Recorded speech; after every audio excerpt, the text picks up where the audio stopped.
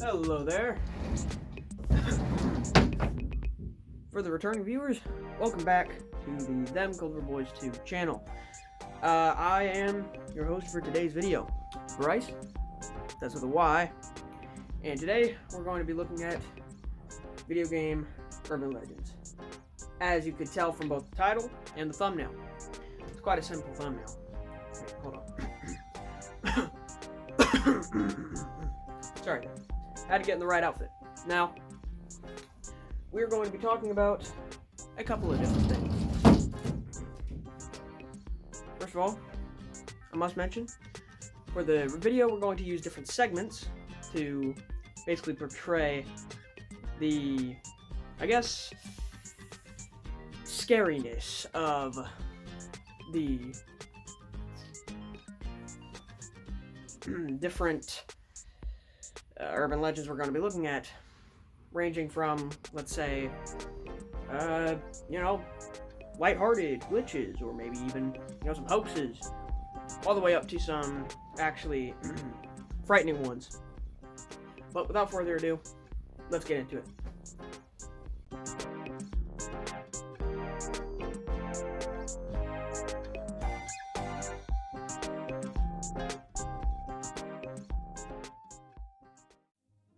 Let's start simple. This glitch is known as the Play as Master Hand glitch. It is very, very straightforward. It revolved around playing as the Master Hand in Smash Bros. Melee, which was the final boss for the game. Not a lot of people believed it at the time, but whenever people actually started trying the glitch, they discovered that it actually works. This is one of the urban legends that is going in the segment of True, and it's also not very scary. It's actually pretty neat. Since the original Super Smash Bros. On the Nintendo 64, there have been rumors about how to unlock Master Hand, the game's final boss, as a playable character. While there are no legitimate ways of doing this, this has not stopped speculation. The Master Hand glitch does allow players to play as Master Hand, but it is rife with issues. To execute the glitch, the player must have a controller in slot 3. Using the Player 3 controller, players must place the hand cursor over the name entry field on the character selection screen. Pressing the A and B buttons simultaneously will bring up the name selection screen. Next, players must release the A button while continuing to hold down the B button, followed by moving the cursor over the name entry field and pressing A again. If performed correctly, the player should be taken to the stage selection screen, like so. And when the match loads, the player will be playing as Master Hand. One of the many issues included in this glitch is the fact that Master Hand can only move around the map by performing attacks, and because he has no victory animation, the game will unfortunately crash if he wins a match. After that, I can already tell what you're thinking. You're probably thinking, hey, that wasn't so scary. Why such an ominous thumbnail? Well, in case you skip past the long intro, and you didn't hear it, well, all of these urban legends are going to scale from basically the least scariest, like the fun ones, all the way to the scariest right here. So, shouldn't take us too long to get there, since most of the lighthearted legends are not actually, very long. But let's get on to the next one.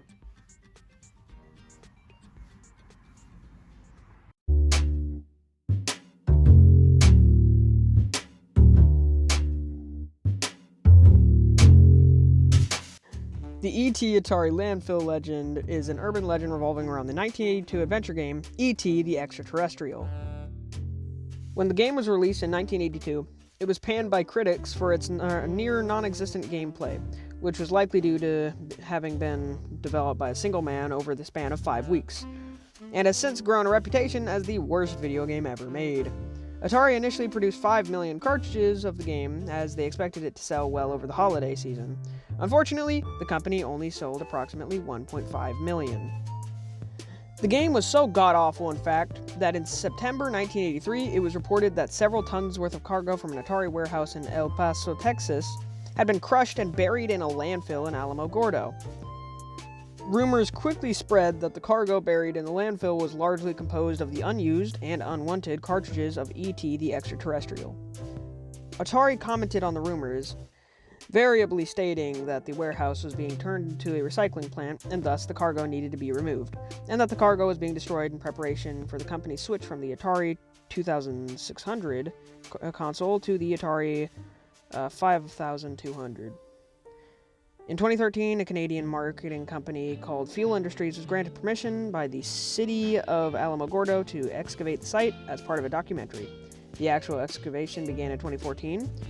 Former Atari manager James Heller, who supervised the burial back in 1983, was present at the public event and claimed that only 728,000 cartridges were buried rather than millions, as was previously believed.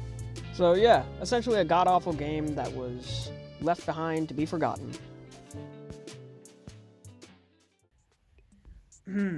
Now, after that one, I think we should end off the lighthearted, less scary legends right here.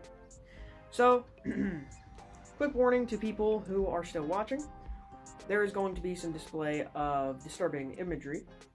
Not anything like, blood and gore like YouTube wouldn't like me to put in here.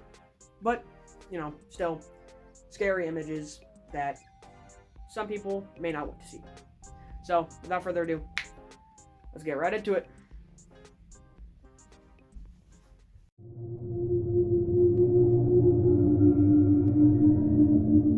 The 1987 Custom Night Legend is an urban legend revolving around the 2014 survival horror game Five Nights at Freddy's. In the first Five Nights at Freddy's game, the players have the option to select the difficulty of the individual characters before beginning their game. And in addition to this, one of the most important year in the game's lore is the year 1987. In order to unlock the Custom Night, the player must give Freddy difficulty 1, Bonnie difficulty 9, and Chica difficulty 8, and Foxy difficulty 7. After doing so, the player will have to select Freddy. Doing so will cause a face of the character Golden Freddy to appear. He will let out a low-pitched scream, and then the game will crash.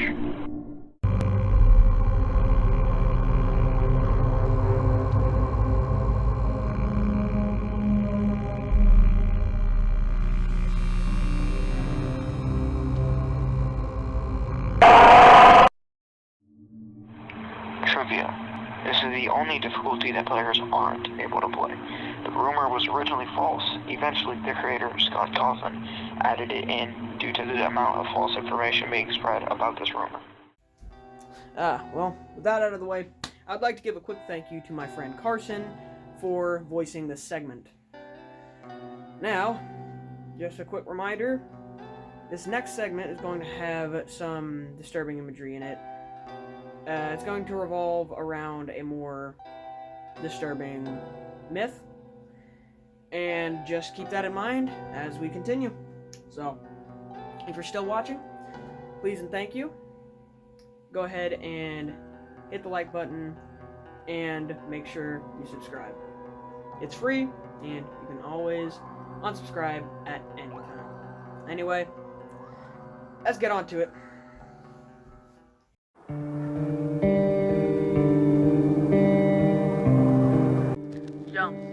Known by fans as Yummel, is an urban legend revolving around the game SpongeBob Saves the Day. While a group of enthusiasts were going through the game's files, they noticed that they were able to find the sprite sheets were just off frame for each of the game zones. Appearing when triggered, when they got to the Krusty Krab sheet, this character appeared among the other stored objects of the environment. Two separate frames for this character were discovered. The one with the face in view, Yummel 2, and just the hands, Yummel 1, which appears in a separate part of the location.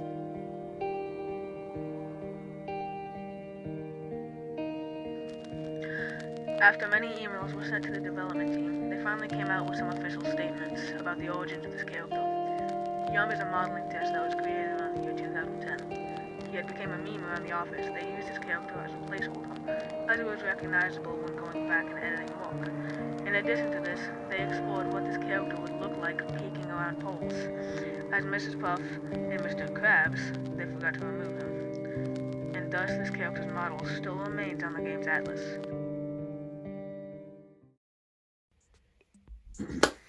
After that one, I've got to give another special thanks to my brother for hopping on here and recording a whole segment with his own voice. So, thank you, Brody. I know you're watching this. So, without any yapping, let's just get straight into the next one.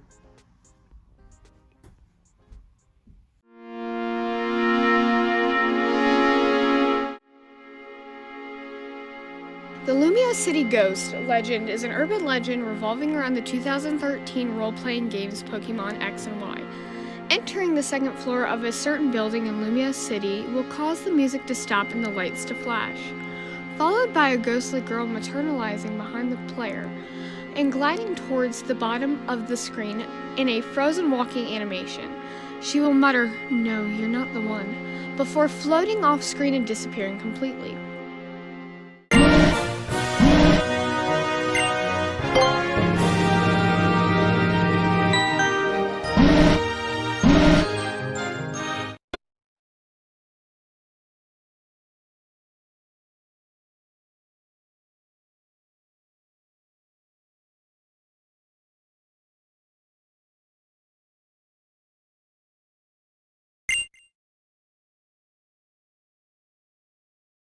Theories begin to spread about her role.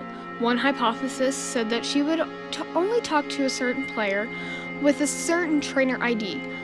Another said that she was the key to unlock some ultra-rare ghost-type legendary. Currently, none of the prevailing theories have any real evidence to support them. It appears that the ghost girl is merely an Easter egg. Alrighty. Everyone, why don't you give a round of applause for the winner of the submissions, Nala. And special thanks to Nala for submitting. And, well, that's about it. Let's go on to the next one. This may or may not be the final legend, depending on when this is posted. And depending on my deadline. So, let's go.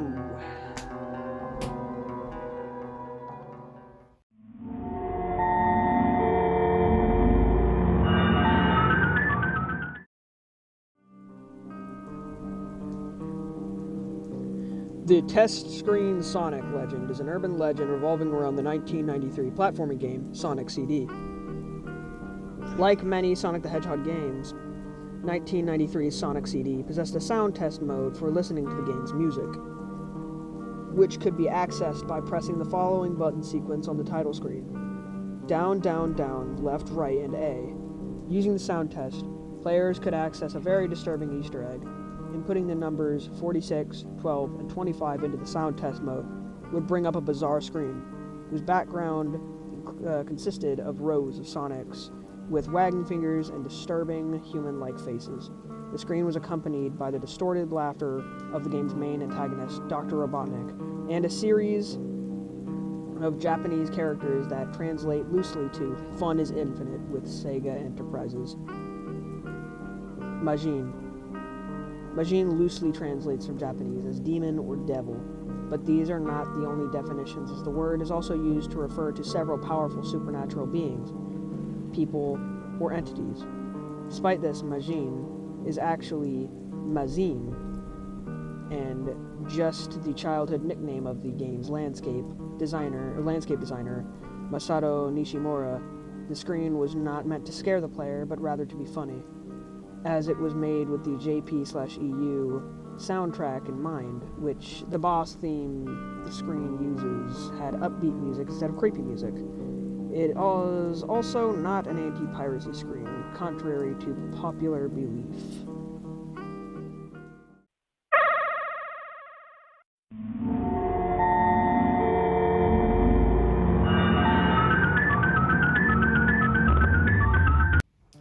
Alrighty, well, to the last of you who are still watching to the end of this video, I would like to thank you, and I would like to just say that the last urban legend is coming up.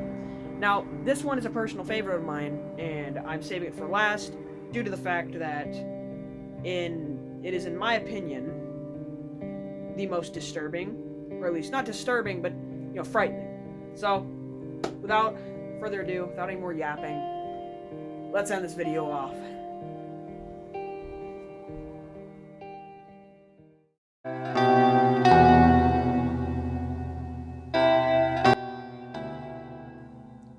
The Freezer legend is an urban legend revolving around the 2008 action-adventure game Saints Row 2. When people began exploiting glitches in the game and finding ways to break past the limitations enforced by the code, a glitch was found in the Zombie Horde minigame that allowed the player to go out of bounds by getting blown up in a very specific way, essentially riding the explosion to the outside of the map. However, rumors began to spread that upon performing this glitch, a shadow-like humanoid being would begin chasing the player around and interacting with certain objects, acting like a ghostly specter until suddenly appearing very close to the player character, at which point the game would crash, it would freeze. When the player would attempt restarting the game, they would be unable to progress past the title screen before the game crashed. Though primarily dismissed as little more than a creepypasta, the glitch would quickly be documented by multiple people playing the game, and enough documentation was recorded that the Saints Row 2 player base would even go as far as to discover that the glitch most frequently occurred on the Xbox 360 version of the game. It was given the name The Freezer by fans as a reference to how it would freeze the game upon appearing. It was eventually deduced by players picking apart the game's programming and carefully examining it that the cause of the glitch was a misfire in the code for character spawning that would cause a background character, normally portrayed as a 2D shadow rendered far away from the player character, to give the impression of a distant pedestrian, to load in front of the player. It would activate a bug in the code, causing the whole game to crash, as well as permanently screwing up said code and leaving the game unplayable from there on out.